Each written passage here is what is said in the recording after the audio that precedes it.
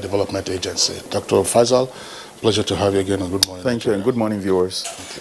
And also joining us via Zoom is Professor Mojisola Ade, Director General of NAFDAC. It's a pleasure to have you join us. Thank you so much. Good morning.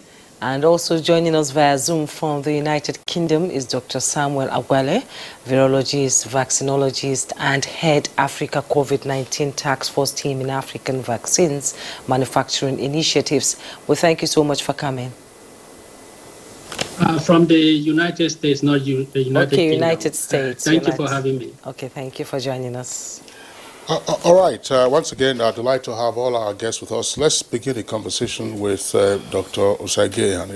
Honorable Minister, tell us, where are we in search for the appropriate vaccines or vaccine to purchase for administration on Nigerians against COVID-19?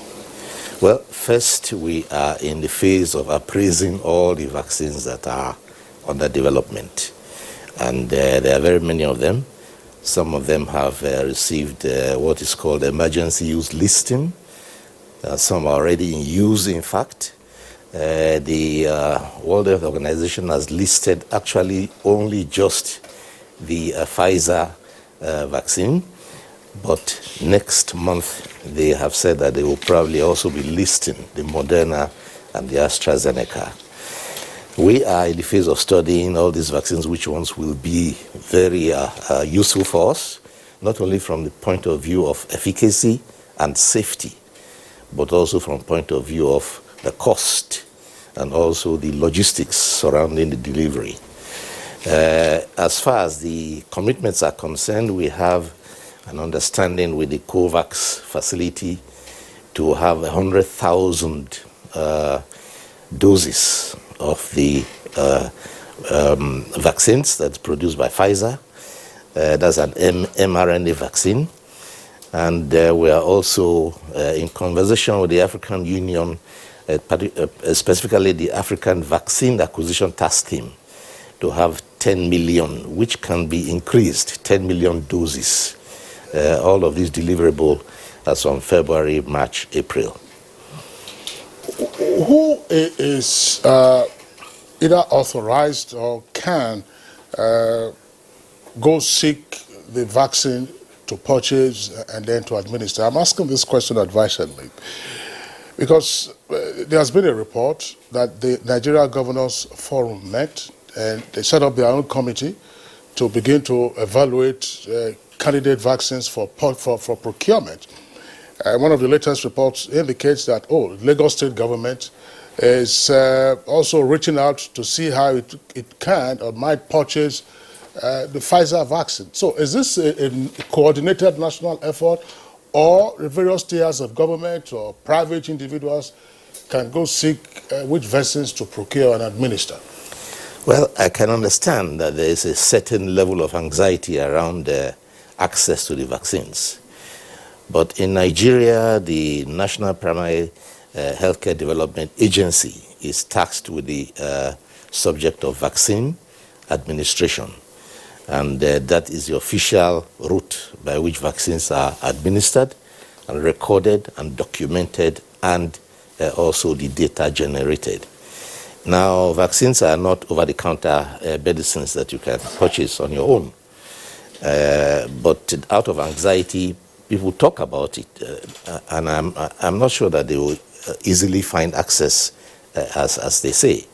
I've heard that that same talk has happened in the United States, where one state particularly has also talked about getting its own vaccine because they thought that they didn't get from the federal allocation early or quickly enough, and they were immediately called to order and said, no, this is a federal and national program, and it is not an all-comers activity. Okay, the Pfizer vaccine that we are expecting in February to come to Nigeria has a lot of specification, including storage, and you've acquired storage for the vaccines.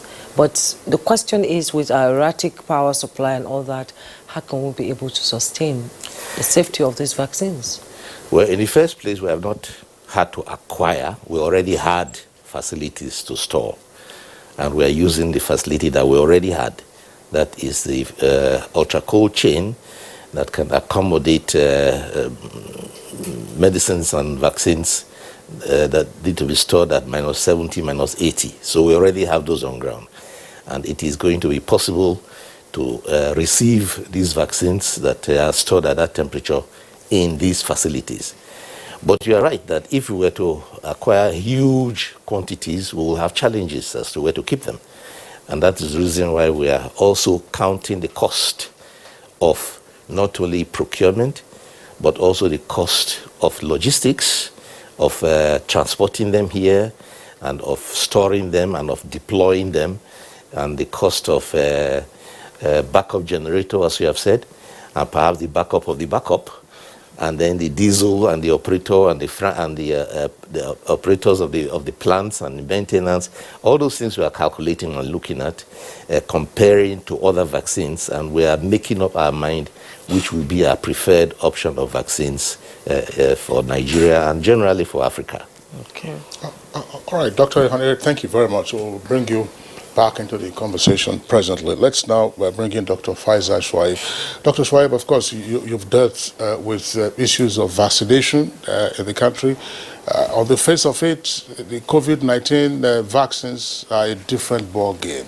What are the special challenges that we are likely to face, whether with the procurement or administration of the vaccines when we do settle on whichever one we have decided to procure? All right, thank you very much. First, around procurement, the Honorable Minister has mentioned all of the anxiety around which vaccines we're going to get, and the fact that there's a greater demand than the supply. We've just recently come out of a situation where people were asking, how can we get vaccines? Now vaccines have been produced, they've been listed for emergency use. The developed countries have mopped up a sizable quantity, multiple quantities over and beyond what is their requirement. That has left low and middle income countries trying to struggle for what they can get through the COVAX facility. So in terms of procurement, that is a challenge. But we are optimistic that with all of the conversations we're having with the COVAX, with the African Union, and other bilateral discussions, that we will be able to get vaccines for Nigerians. Like you mentioned, the first 100,000 doses will be coming in February, and then subsequently we'll get additional doses for Nigerians.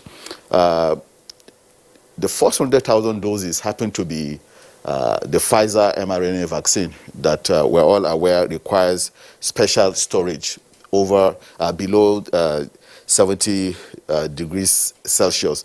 This is not a temperature environment that we're used to in terms of storing our vaccines. Most of our vaccines, the vaccines that we use in the routine immunization program, tend to require +2 to +8 degrees Celsius. So this is a different kettle of fish for us, but we've stepped up to the requirement, and we've made provisions for storing these 100,000 doses of vaccines. As a matter of fact, we can store as much as a little over 400,000 doses. But we are not planning to invest too much in this ultra cold chain equipment that are required to store these vaccines below -70 degrees Celsius, because for the most part, the type of equipment that we have for our cold chain to store our routine immunization vaccines are already available in most of our health facilities. So I'll give you an example. In every political ward, we have what we call the SDD cold chain equipment, the solar direct drive. This uses solar energy, and these are able to keep our vaccines between +2 and +8. So in our conversations around what types of vaccines we're going to be focusing on, we're going to be focusing on those vaccines that can be kept in those types of cold chain equipment all across the land. I can say that almost every single political ward has at least one cold chain equipment. We're still in the process of equipping all the political wards. We're hopeful that by the end of 2021, every political ward will have at least one cold chain equipment that can keep vaccines in +2 to +8. And that will not be dependent on our electricity supply because it is solar powered. So on the one hand, yes, we have this initial challenge of mRNA vaccines that require very, very cold temperatures. But on the other hand, we also know that there are candidate vaccines in the pipeline that are likely to fit into our, temperature requirement of +2 to +8. In the last 10 years or so, one thing that Nigeria has been able to do is conduct multiple campaigns. And I'm sure that you are familiar with so many of our health workers that come to your communities to either give the oral polio vaccines during the polio eradication program or yellow fever or measles campaign. So there are times in a year where we'll have up to 5-6 campaigns. Because of that experience, we have health workers that have some basal knowledge of what it takes to conduct campaigns. This is the one advantage that we probably have over United States, United Kingdom, because those have a more routinized system where people take their kits, they go to the health facilities and get their vaccines, right? But in Nigeria, we have to conduct campaigns. So it is more expensive. It is not the best way to go. However, we now have that kind of experience. So it gives us that advantage to know how to plan in a very detailed way, using high-resolution maps to get all the way to every settlement, every community, just like we did with oral polio vaccines. So it is going to be hard. It is going to be difficult, but we are not deterred. We know that with our experience from past campaign, we'll be able to pull in all of the resources that are required. The leadership is there. The resources will be provided, and we're optimistic that we'll be able to deliver these vaccines to all Nigerians. Okay, talking about the COVAX facility, Nigeria is also expecting other vaccines from before mid-2021, and we're expecting that it's free 42 million doses of vaccines by mid-2020. Free. How free will it be? Free in terms of the 42 million doses that is coming from the COVAX facility. The actual vaccines are coming free. But beyond the vaccines that we will get, you also need the logistics, the cold chain like we've talked about, how you will store them, and when you store them at the national level, how you would deliver them to the sub-national level. So to the states, to the local government areas, to the wards where the health facilities are. You need to train people. You need to cost for the transportation of the vaccines, transportation of human beings, the health workers, the materials that are required, the mobilization that is required. All of that costs money. And that is money that COVAX will not be providing. The federal government will have to provide that. You need to train the health workers in a way that they will be able to understand and administer the vaccine, even to protect themselves with PPEs, with personal protective equipment. For example, the face mask, for them to wash their hands, sanitizers. You have to provide all of that. And you have to be able to provide the logistics to make sure that they get to the last mile. We don't want to leave anybody behind. So we have to make sure that everybody that is eligible for the vaccine gets the vaccine. One thing that we must be very mindful of is, here we are. We're in a situation where we have a fragile health system. We're doing the best that we can to improve the health system. And then COVID-19 came. The health workers are stretched in terms of not only dealing with COVID-19, but also the routine diseases. We still have to treat for malaria, treat for diarrhea, treat for the common diseases. So we are bringing not only treating COVID-19 to the doorsteps of the health workers, we also expect them to vaccinate. That clearly requires that we provide the resources to recruit additional hands to support, so that while we are focusing on delivering the vaccines, all of the routine healthcare services do not collapse. And this is part of what the Honorable Minister has been driving through the Presidential Task Force on COVID-19. All right, thank you very much, Dr. Faisal. Let's bring in now Professor Mojisola Adeyeye, who is Director General of NAFDAC. Professor Adeyeye, well, it's been widely reported that NAFDAC says whichever vaccines the country decides to procure, NAFDAC will have to certify such vaccine or vaccines as being safe for the Nigerian population. Tell us, what does the process of certification entail? How long does the certification process likely take? And where are you now in the process of certification, assuming you have any candidate vaccines you're already dealing with? Thank you so much for having me.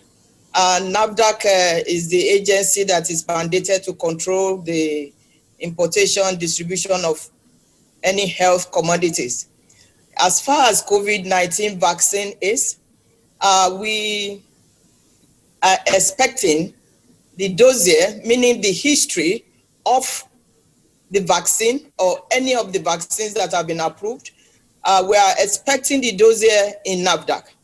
The dossier has the preclinical, the clinical trial, the manufacturing, the analytical assay. It is almost like the Bible of any product.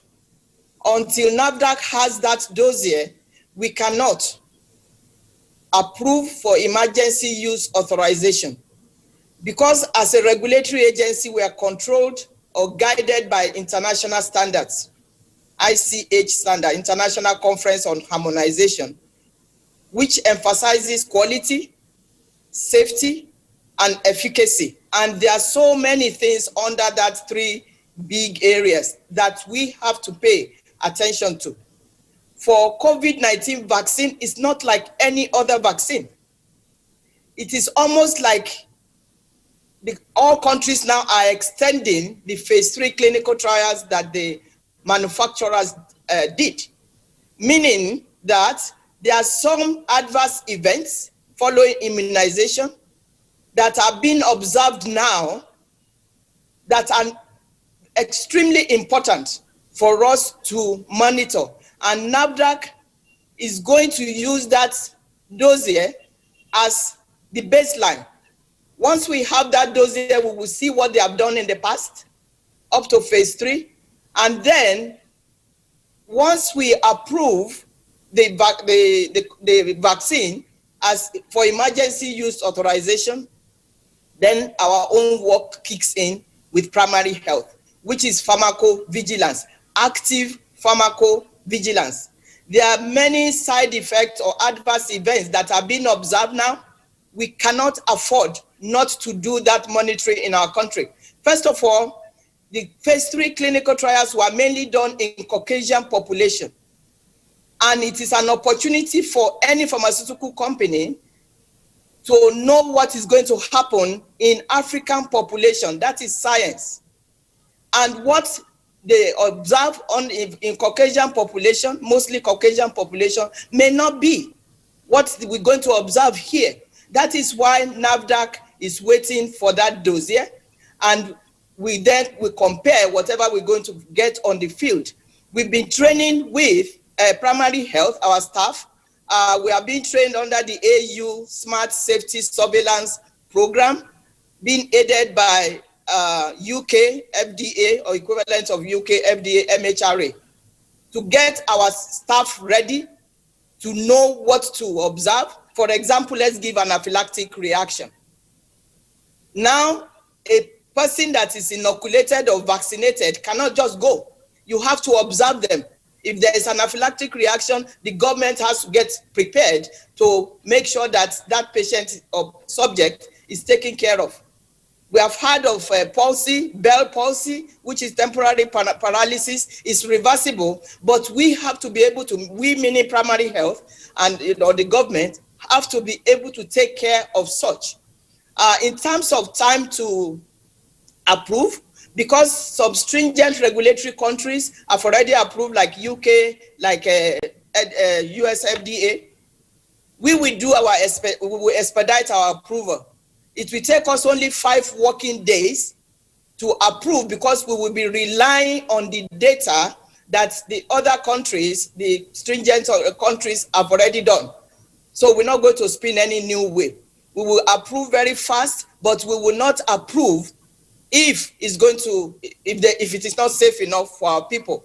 But very likely, most likely, because those stringent countries have already approved, there will not be problems in terms of our own approval time. But we have to note what may be observed in our own population, so that when we get the data, it will be good for our country, it will be good for Africa, and then it's also good for the world, because you cannot compare ethnic differences, racial differences, and so on. So we are ready. NAFDAC has been getting ready since April last year for this, but until we get the dossier, we cannot move forward in terms of our process. Thank you. I was just wondering, Professor Adeye, explain this to us. We understand that some 100,000 doses of the Pfizer vaccine should be in by next month, which is February. Are you awaiting those 100,000 doses to come in first before you begin your process of validation, or maybe the government or PTF or Federal Ministry of Health could go get maybe a couple of doses, since we know that the Pfizer vaccine is already in the market and it's been administered, get a few of them, bring them to you, and then you begin your certification process. Because if you consider the cold chain storage process, you're going to have 100,000 vaccines while you are doing your validation for 5 days. Assuming your validation says no, don't use it here, what happens? Yes, the protocol has to be followed. In every country, the regulatory authority must have the dossier.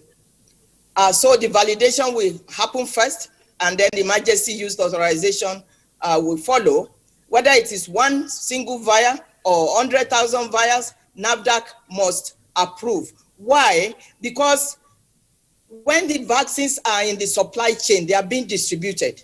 NAFDAC will, from time to time, withdraw sample from the supply chain to ensure that the cold chain is maintained. Where are we going to get the assay procedure, the analytical procedure? It is from the dossier. We cannot conjure the assay procedure by ourselves, because we are not used to that particular molecule, mRNA, in terms of Pfizer. So it is first thing first. The regulatory approval will be given based on the dossier that has all the facts.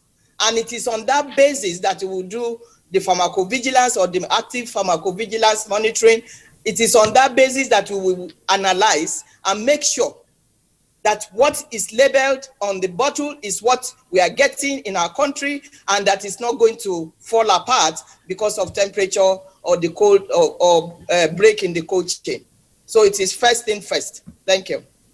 I'm still staying with you briefly, talking about the vaccines. In the course of this program, when COVID-19 hit the world, we've had local manufacturers of remedies for COVID-19 who have come here to talk and discuss about findings that, their drugs can cure or prevent COVID-19. Can you give us an estimate of the, numbers of local manufacturers of these vaccines who are awaiting NAFDAC certification now? That's a $1 million question. I wish I can say we have 1, 2, 3 local manufacturers. Unfortunately, right now we don't. But the Ministry of Health, the government, is working with BioVaccine on a PPP platform to start developing vaccines. So as we speak right now, we have market authorization holders for few vaccines, but not for COVID vaccine. My dream, my hope is that Nigeria will come to a stage where we can manufacture our own vaccines, because we have the brain. However, it is tied to regulatory authority. Until we get our own regulatory strengthening very, very firm, Nigeria cannot manufacture vaccine. And that is where we are right now. It is 24/7 work for us in NAFDAC to bring ourselves to maturity level 3. And that maturity level 3 has over 260 requirements from regulatory inspection to pharmacovigilance to clinical trials. All these requirements have to be met by NAFDAC in order for us to be able to get to that maturity level 3. So what NAFDAC is doing is not just for regulatory only, it is for Nigeria, so that we can use the brain that God has given us to do R&D and then manufacture vaccines we were manufacturing before. But now the regulations have changed. So to answer the question, yes, local manufacturing, I believe that we will probably have 1 or 2 local manufacturers within a very short period. But for COVID vaccine, none yet. Thank you. Okay, thank you very much, Professor Mojisola. The greater part of your response, and indeed, all of that was focused on local manufacture of vaccines. My colleague was referencing the various remedies that were touted last year, following what Madagascar did, and so on and so forth. We'll have the opportunity, perhaps, of returning to those other remedies. I mean, vaccination and remedies aren't exactly in the same class. Let's bring in now Dr. Simon Agwale, who is with us via Zoom from the U.S. I'm not sure which part of the U.S. you are right now, but wherever you are, we know there's a small hours of the day there. Is a virologist and vaccinologist. Dr. Agwale, you've been a guest on Good Morning Nigeria. Very interesting point that the DG of NAFDAC raised, which is to say, yes, the fact that the vaccines are being administered elsewhere around the world, the reactions or the effects in races just might be different. Say what you would have, for instance, amongst persons of African descent, that's to say the black race, might not be the same amongst the Caucasians or, for that matter, the Mongoloids. In vaccination or in evaluating the efficacy of vaccines, do you normally have such racial differentiation? And if so, are there things that we should be worried about at this time? Worried in the sense of being concerned as to what we are going to shop for and administer on our people? Well, thank you very much for having me. She spoke very well. I want to assure her that there are Nigerians that are working on COVID-19 vaccines. We're here in the US, we're not sleeping. We have expressed using innovative technologies to produce COVID-19 vaccines. And we're working with a big pharma company that we will use the process to build up a modular facility that we can deploy in Nigeria to produce vaccines. So that's the good news. But the key thing about what you said is that for every clinical trials here in the US, all races are included in the trials. So you remember some companies have to delay recruitment so that they can get the Black Americans, African Americans included in the trials. The idea is that this product is going to be used by everybody. So you have to get everybody included in the clinical trials. So the approved vaccines, the Pfizer, Moderna, and so on, clinical trials were conducted and the African Americans were included. The concern that she raised is very important, and this is the reason why we should push for capacity building in Nigeria. Nigeria is African. 200 million people is not a joke. So that when these clinical trials are being conducted in the West, we will have a parallel trial conducted in Nigeria so that the approval process becomes simplified, and then all the conspiracy theories, questions will be addressed. As it is now, of course, we know that all the vaccines that are being used in our primary healthcare development agencies, none was ever tried in Nigeria, but they are efficacious. So we know that, and we know that based on the science, around the Pfizer Moderna vaccines, which is mRNA, which I will talk about a little bit later on. We know that these vaccines are going to work in Nigeria. But the typical Nigerian, we said the trial was not done in Nigeria. So we should create, and that is the kind of platform that we're trying to create, so that when clinical trials are conducted in the West, they will simultaneously also be conducted in Nigeria, so that we have harmonized data, and it becomes easier for regulatory agencies like the DG NAFDAC said for approval. So there's no worries about that. We can do limited clinical trials, but deployment of these vaccines should not be delayed. The more you delay these vaccines, the more the viruses will evolve and become resistant to existing products. So the key question that we should even ask is, where are the vaccines? I mean, look at the global picture. Serum Institute of India is the biggest vaccine manufacturer in the world. Their annual doses is 1.5 billion, followed by Sanofi vaccines. Sanofi produces 1 billion doses. Unfortunately, their vaccine that they were working with GSK was not immunogenic, was not protective in people 50 years and above. So they have to go back to the bench to redesign the vaccines. So now we have a gap, and they're looking at end of this year for their vaccine to be available. The other major vaccine manufacturer is Merck. Merck produces about 200 million doses of vaccines. This includes HPV vaccines and all the other vaccines. Yesterday, they abandoned their COVID-19 vaccine because they didn't get the kind of results that they are expecting.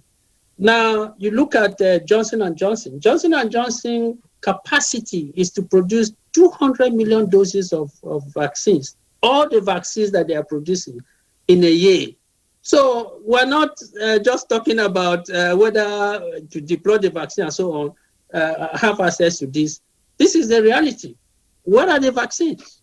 We have to have the vaccines before we think about deploying these products into our institution. So I think let me stop here and then we'll talk about local manufacturing later. I'm still staying with you. The head of the African Center for Disease Control and Prevention has said distribution of vaccine across Africa not likely to begin fully until April. He went further to say that fewer doses will be sent to African countries and than the US and European countries. Why is that? Is it because the cases in Africa is not as much as it is there in the US and Europe? You know, the good thing about the COVID is that it's a pandemic.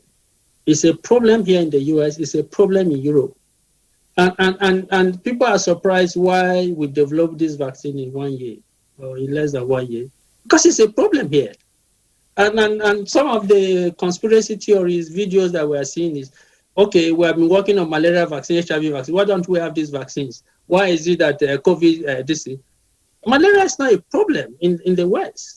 This is all about markets.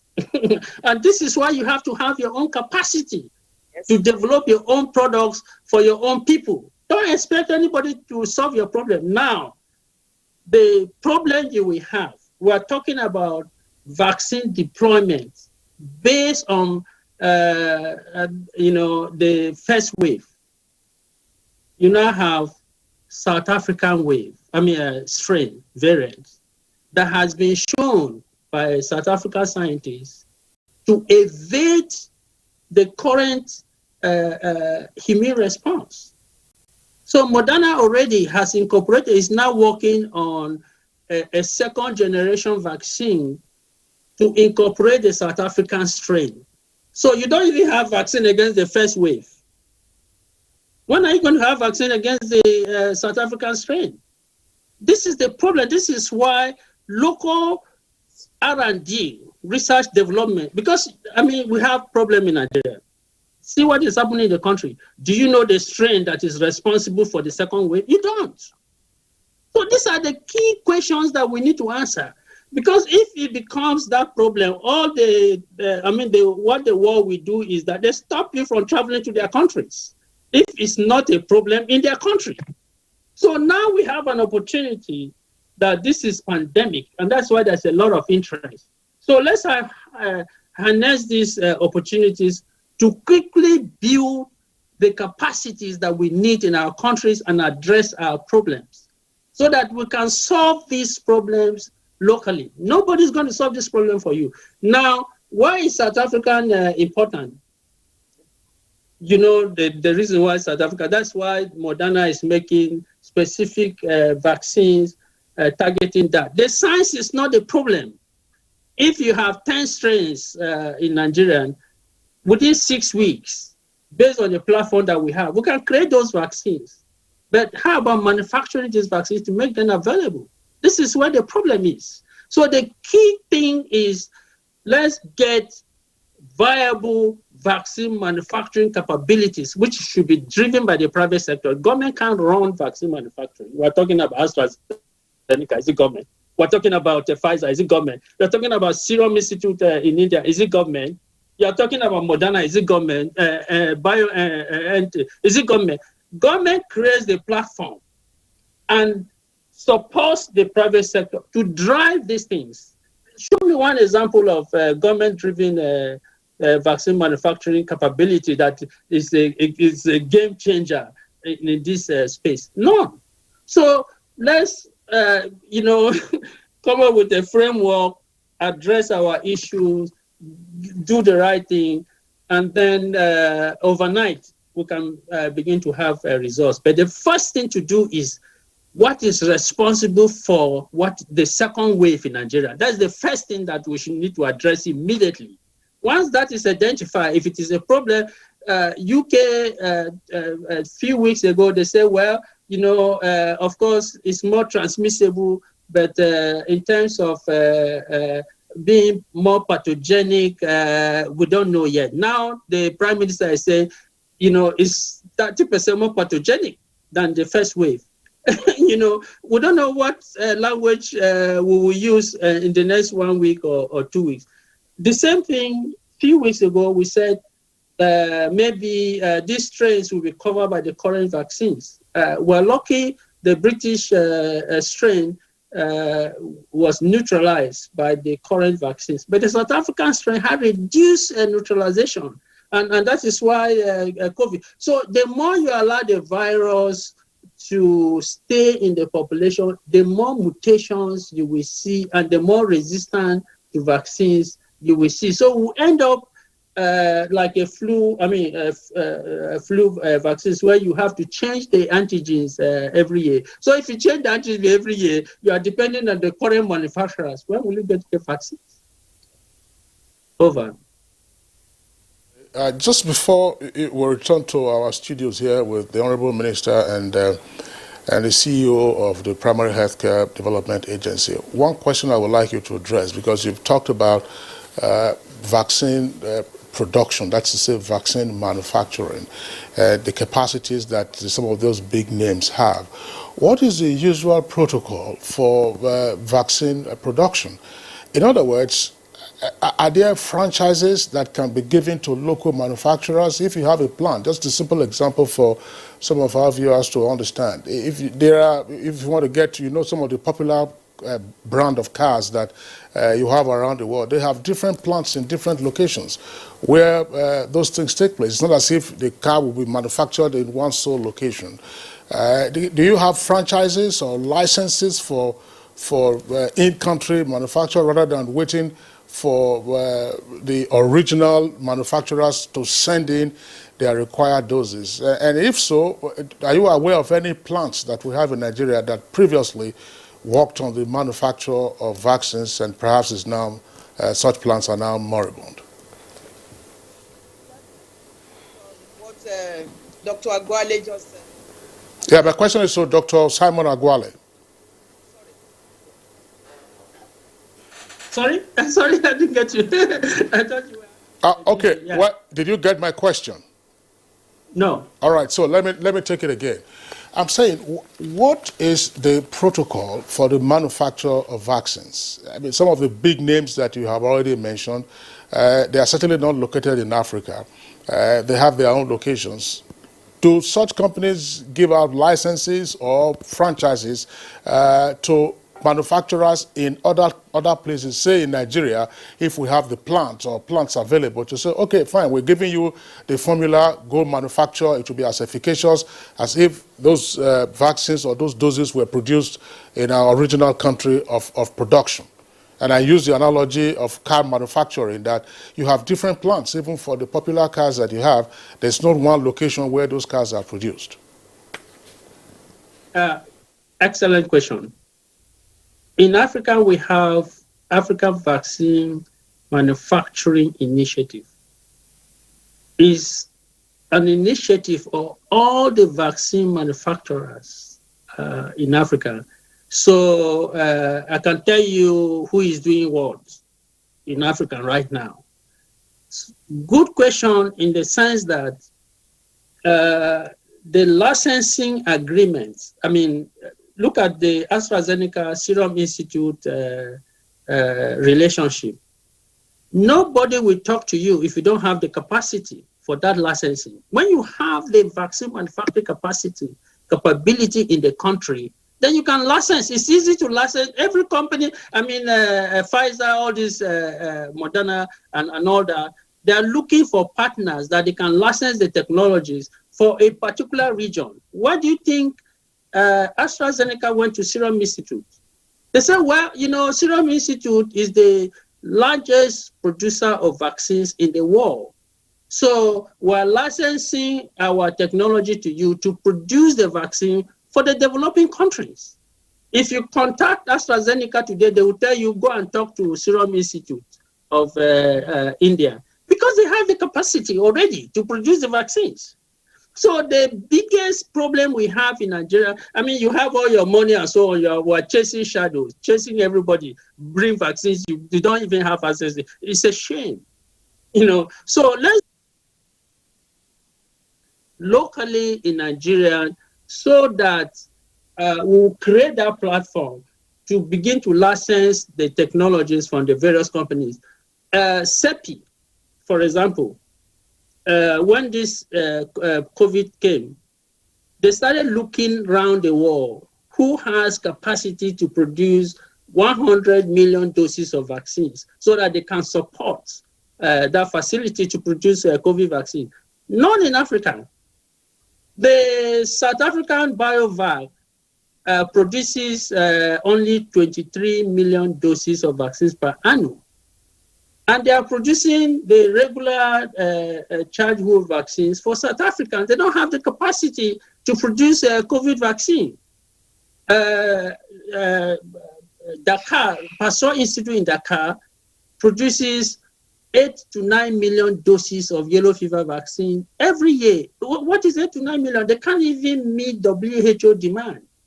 So now they are building a new facility that will be operational in 2023, and that facility will produce only 23 million doses of vaccines.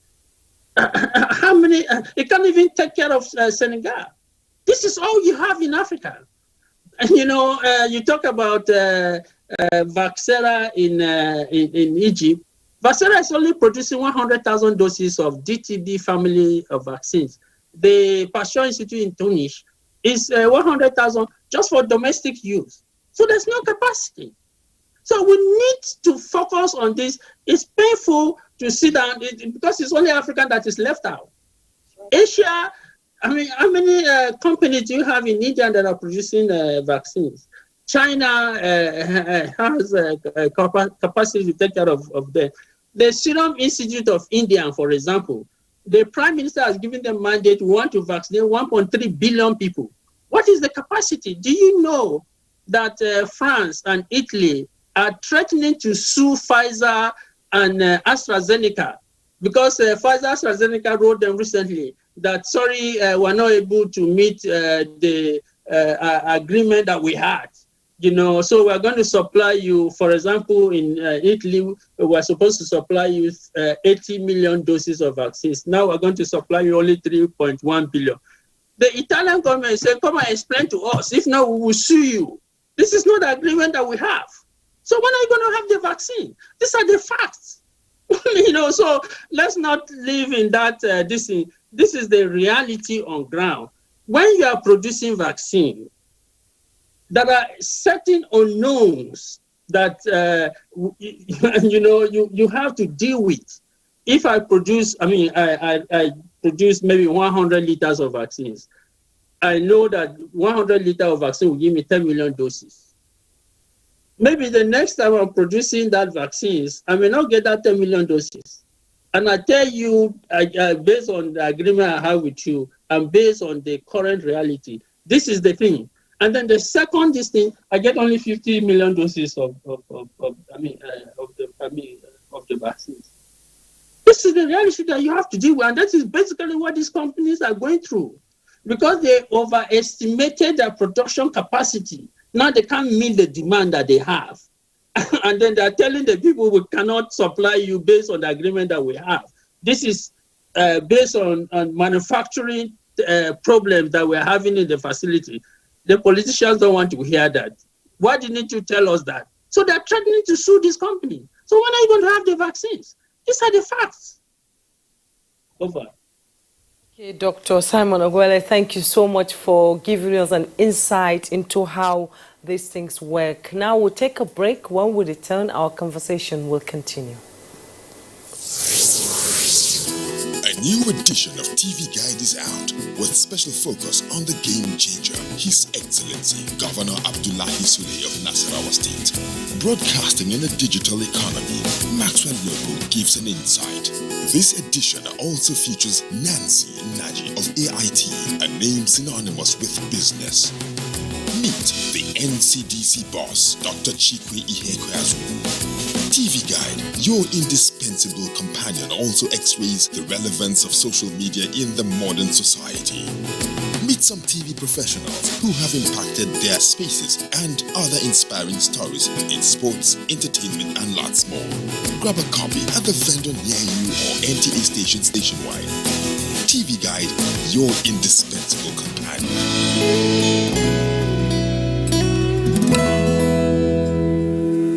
Mommy is ready to receive me a bundle of joy.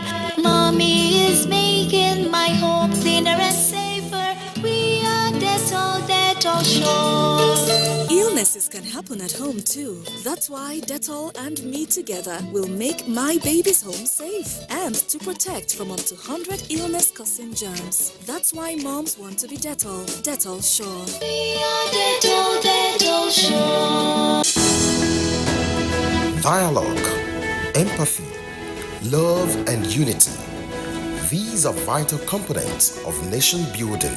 For all to be well, we appeal that we should refrain from volatile, provocative, inciting messages and language. Let's build and not destroy.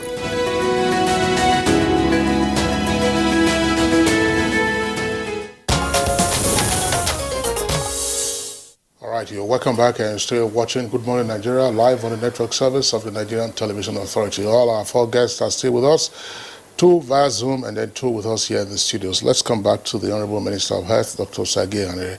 Dr. Sagi Anere, you listened to both the Director General of NAFDAC and vaccinologist Dr. Simon Ogwele. You may wish to respond to pertinent issues that they have raised, but in the event that you want to skip that, there's something I would like you to also talk about. There's been a lot of scaremongering. I'm sure you have seen this in the social media as to what the COVID-19 vaccine just might do. There are all kinds of videos that have been in circulation. Somebody takes the vaccine and suddenly the person begins to collapse. Another person takes it, the legs give way. Another takes it, the person is waiting to the emergency room.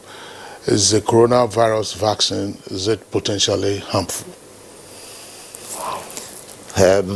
First of all, to respond briefly to what the other participants have said, The Director General of NAFDAC, yes, she's correct. That is a regulatory agency of government, and we have been prodding them, I can even use the word prodding, to accelerate the processes to get it in maturity level 3, because we have also been pushing for the facilitation of domestic production.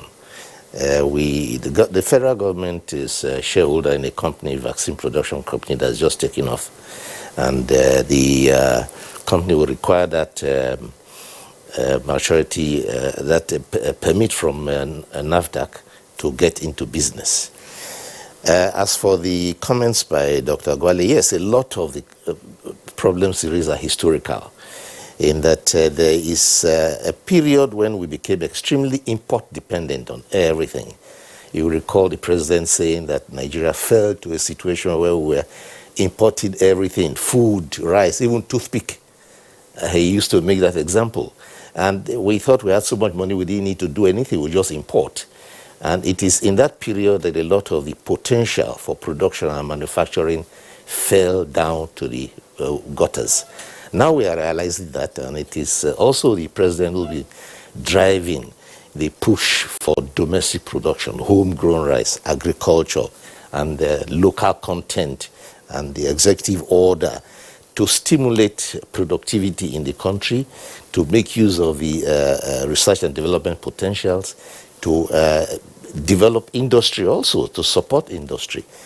And in all of that, we are trying to do the same for the vaccine industry, but we are down at the very bottom trying to get up. It is true that there are potential vaccine candidates that have been produced, but you have to go through various processes. The first is the one that NAFDAC DG mentioned, which is the maturity level that has to be cleared, and then the question of, I mean, that's for production, but you have to do the trials, the clinical trials, the various phases, which cost a lot of money and will take a lot of time. We have very promising vaccine candidates, but a lot of time, a lot of cash. So those, we are not throwing them away. We are trying to see how we can bring in private sector to support that initiative.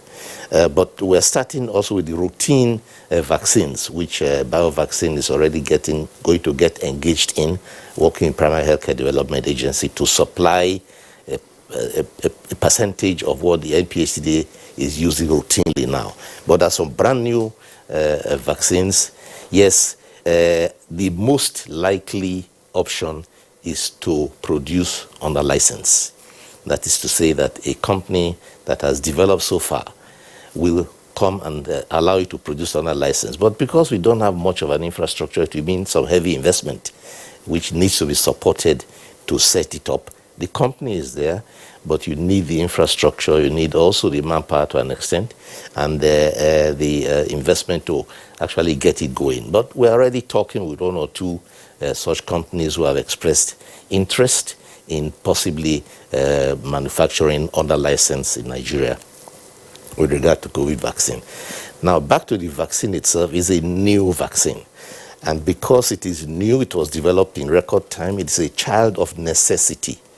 It hasn't gone through all the usual processes, and there are people who have anxiety about it because it was developed in record time. It has been said that the fastest vaccine developed before now was the mumps vaccine, and it took 4 years. Now this one is taking 1 year, so there are people who are worried and saying, is this dangerous, is it good? Not only that, there is also a brand new technology for the mRNA that Pfizer and Moderna are using, which is a lot of nanotechnology, which has never been used before. The people are worried about the effect of that. Does it disturb your DNA? We have been assured by all the manufacturers that it does not, it is safe. And the regulatory agencies in the United States have already given it emergency use authorization. And the WHO has also given this emergency listing. So it is being used, but the long-term effects will still remain to be seen, which we do not know yet, so long-term events. So the effects of these vaccines will continue to be studied as we go along. And also probably the experience and the knowledge that will be gained from it. Okay, Honorable Minister, you advise Nigerians against patronizing vaccines not from the primary healthcare development agency. And, Nigerians are quite skeptical about Pfizer products because of the history of Pfizer in Nigeria. So how are you working in synergy with the subnationals, to create awareness and make Nigerians believe that this vaccine is good for them? Well, the situation speaks for itself. The cure for COVID-19 is not there. We are working on therapeutics that will improve the outcomes of treatment. So the best way you can protect yourself is vaccines, and there are people who already know that, so the demand is there. There are also skeptics who say, no, this thing is dangerous, I won't take it. But by the time you see the danger in not taking it, people will change their mind with time as it goes along. Meanwhile, the concern is to attend to the needs of those who want it. And there are many who are saying, when I will get so. And it is that demand that is creating a fake, a parallel market of people who want to go and get by themselves, who think they can go over the counter and buy it. And that will open the door for a lot of fake products and a lot of charlatans who will exploit that. We're already receiving a lot of letters and applications, people telling us they want to supply us this vaccine, which first is not even listed yet, it's not on the open market. And individuals who claim that they have it, they want to supply, those ones, they will not fool the ministry, but they can fool individuals around town. And not only here in Europe too. There was an arrest made the other day in a European country of a man who was going around from door to door giving this some injection and collecting money. That was not in this country. And in some other countries, they have arrested people who set up a company marketing certain vaccines that they say is COVID vaccine. So it is a time of harvest for criminals and fakes, and we need to be aware of that right from the beginning. How do you arrest the situation? How to arrest it, how to respond to it, and how to detect it. And we're advising the public, do not patronize any product that comes outside the system. And the system here is a system that the government has entrusted into the Primary Healthcare Development Agency. They are the ones who administer vaccines. You don't administer vaccines by yourself. They supervise the administration, the administration of vaccines. And that is the pathway with which the COVID vaccine will be administered.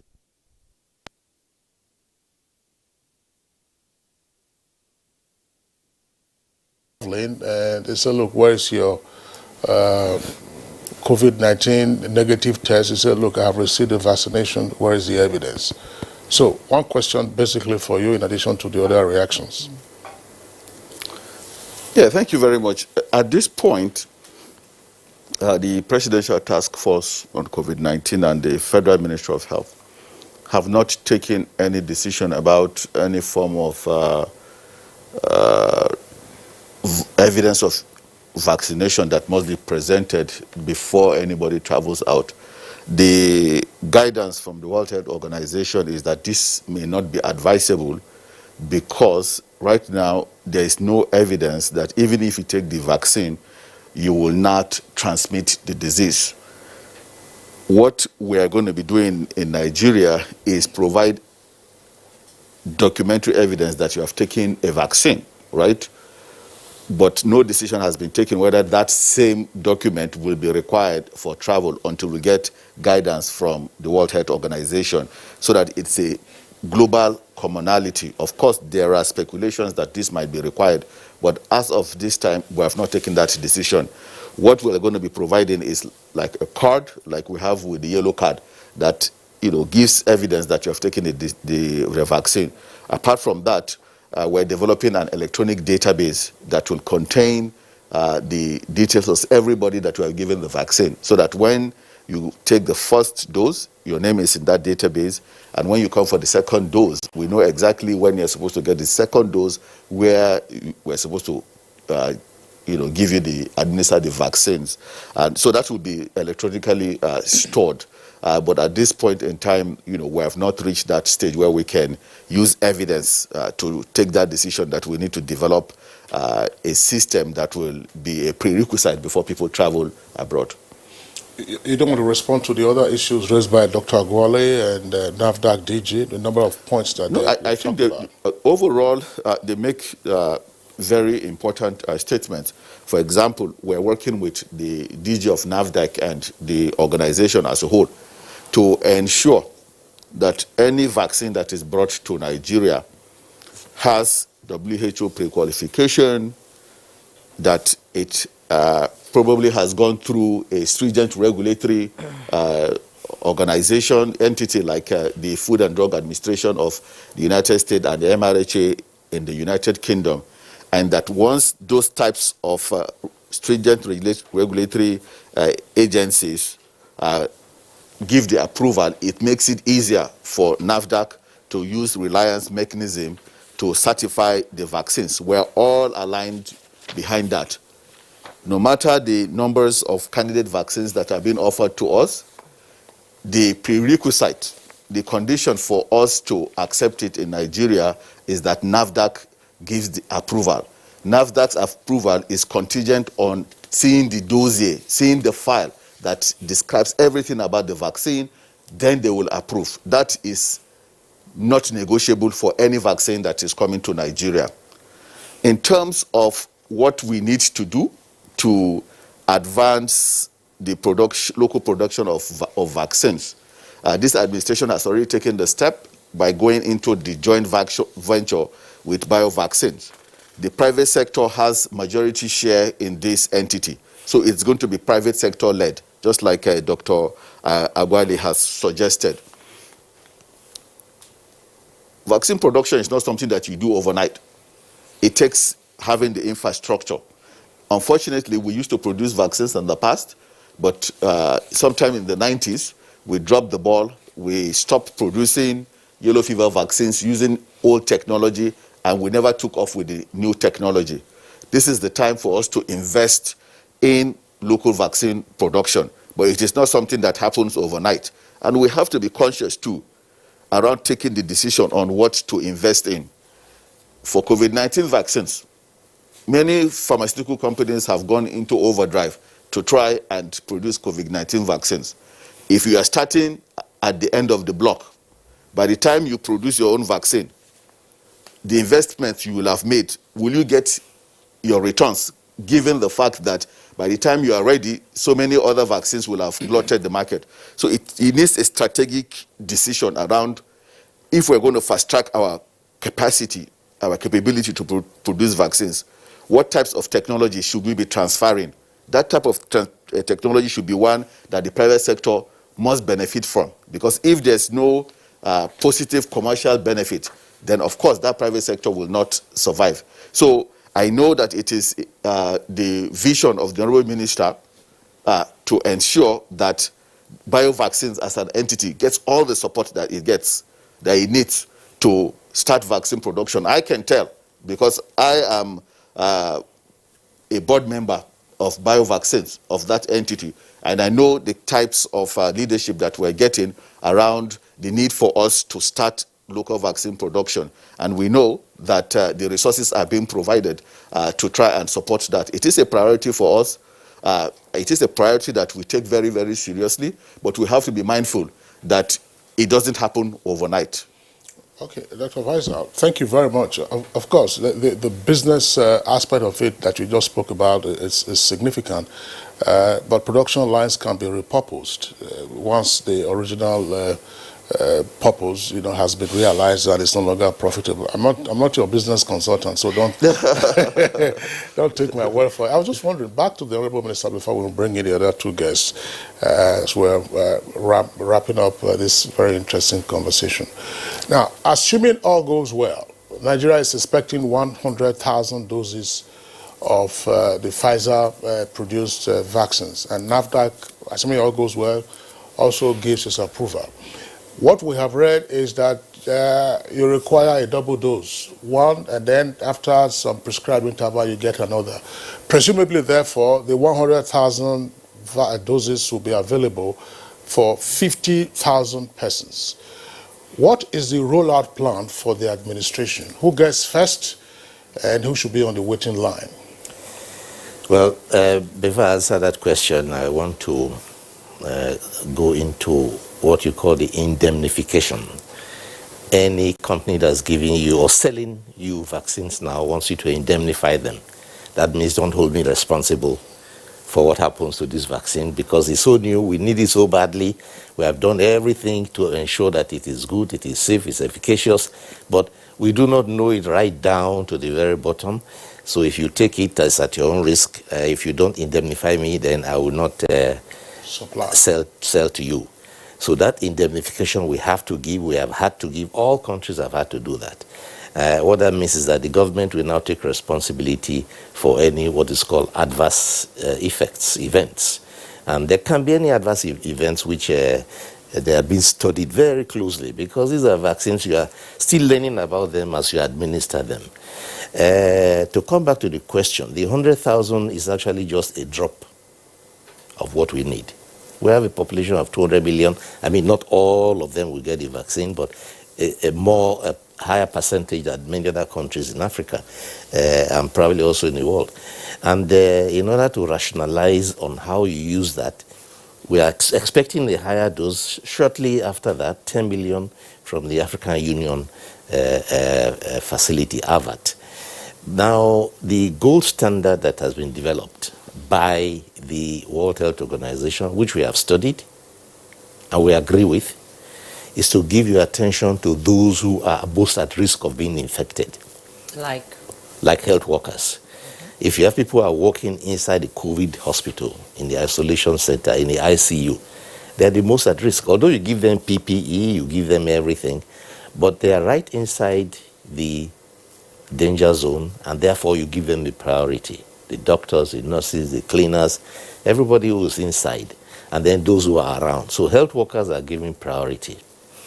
The second of those of the group are those who, if they got infected, are likely to have far more serious consequences than others. And those are the elderly, above a certain age. In other countries, we're observing them very closely. They first of all inoculate those who are over 80, then over 75, then over 70. So they're scaling downwards. They are going to all the nursing homes. Those who are most likely to have serious consequences in order to save their lives. Then the third category are those who are vulnerable. Again, they might be under any age. They might be any age. They might be 20 or even 10 years old who have pre-existing illnesses. Maybe they have some problem with cancer or whatever. But those who are classified as vulnerable due to underlying ailments. So those are the ones you prioritize so as to give your protection first to the healthcare workers, because if one or two fall ill, then you have one or two less coming to work. So that is the order which we are adopting in our strategy for deployment. Okay, thank you, Dr. Ihanire. Professor Mojisola Adeye, DG NAFDAC. Well, this is the last leg and probably the last comments would expect from you.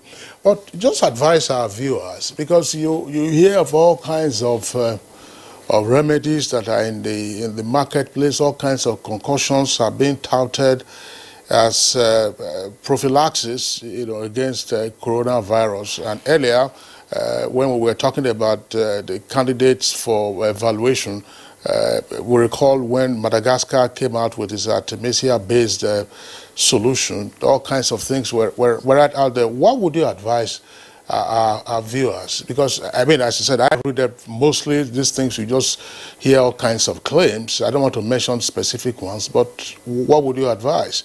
Because people are scared, of the consequences, and you are seeing how in the second wave, bad news comes about fatalities fairly frequently.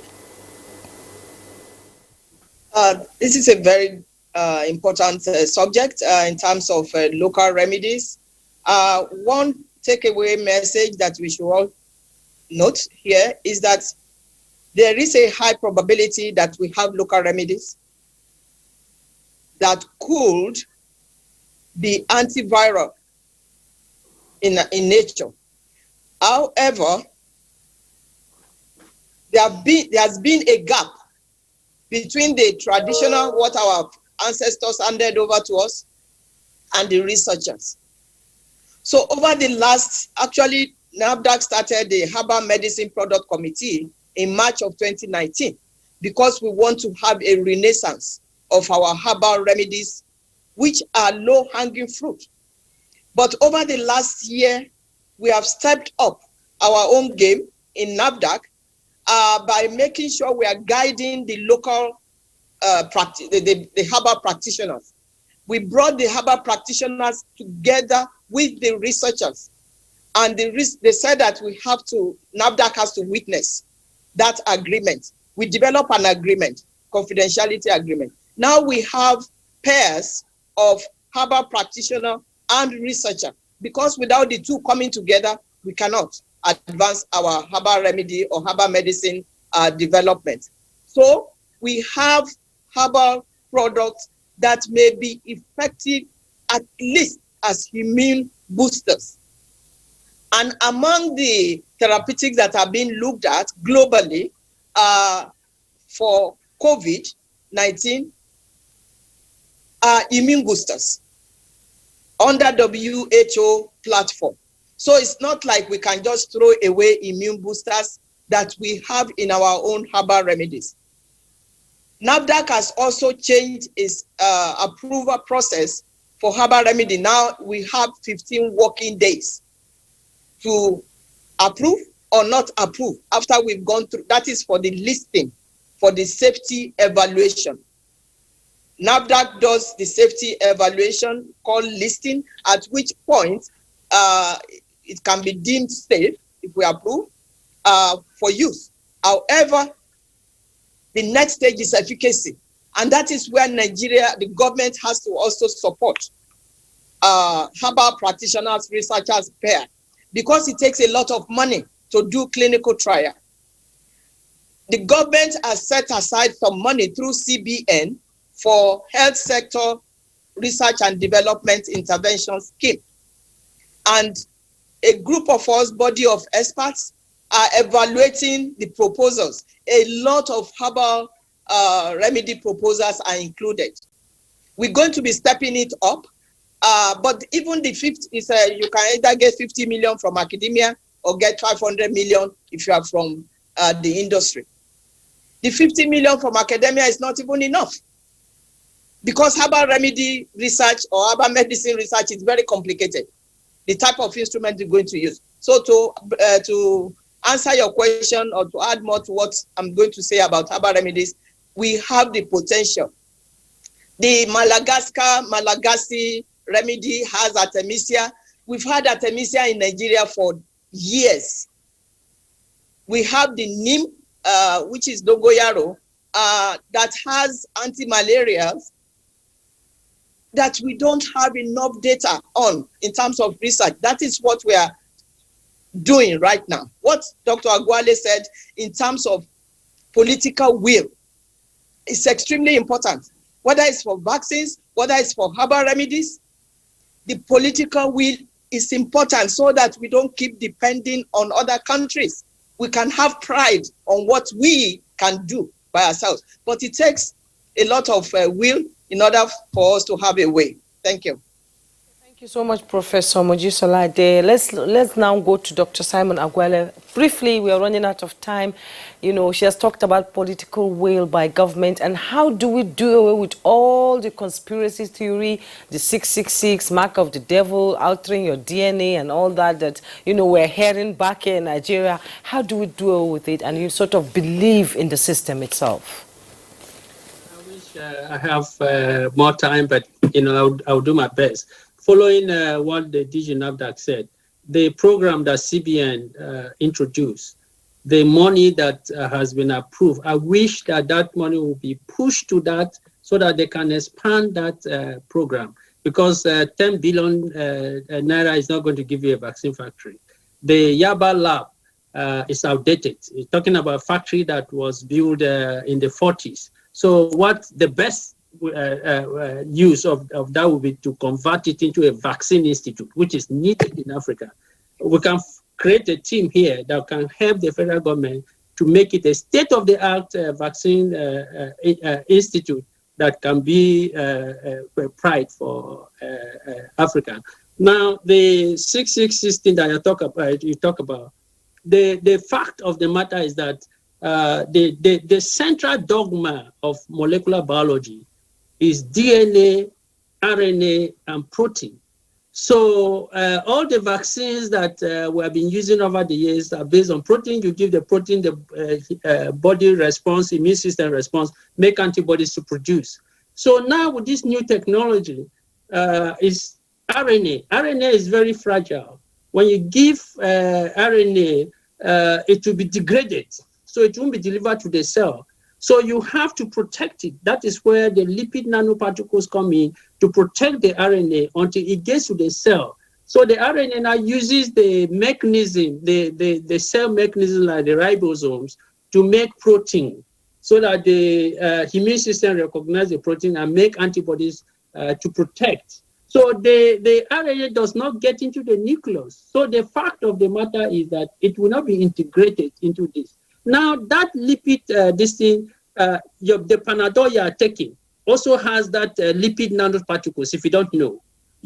So how many products are you making in Nigeria to think that they are bringing the COVID vaccine to kill you? How many, the antibiotics you are using in Nigeria, where are they made? The Coca-Cola, Coke you are drinking in Nigeria, where is it made? The wine, the champagne and all that you are taking, where is it made? So it is stupid for us to think that we are making something to come and kill this. What are you producing? All the things that we are taking in the country are imported. So if they want to kill you, they will have done that a long time ago. So I think that conspiracy theory, has to be done away. All right. So I wish... Dr. Simon Agwala, thank you very much. You say all the things that we are consuming, certainly not all of the things that we are consuming.